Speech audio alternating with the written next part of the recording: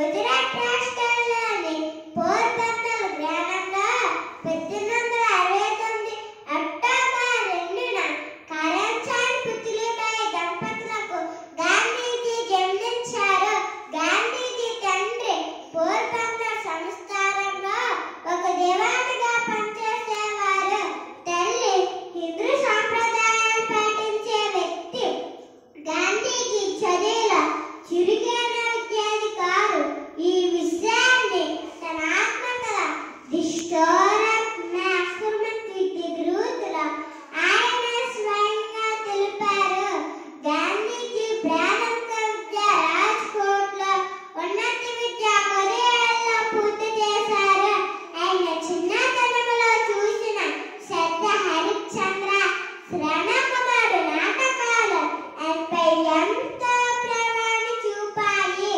గాంధీజీకి 12 సంవత్సరాల వయసులో వివాహమయ్యింది.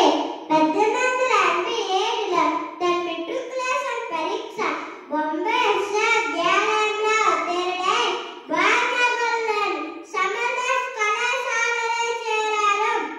అతని చదువుల కోసం అతని మాతృభాష గుజరాతీ నుండి ఇంగ్లీష్కు మారిన సవాలుగా మారింది.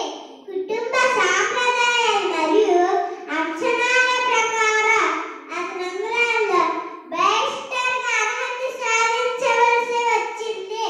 1888లో నేషనల్ విద్యాభ్యాసానికి గాంధీజీ ఇంగ్లాండ్ వెళ్లారు. తల్లికిచ్చిన మాట ప్రకారం అతను నేషనల్కి మద్యానికి దూరంగా ఉన్నారు.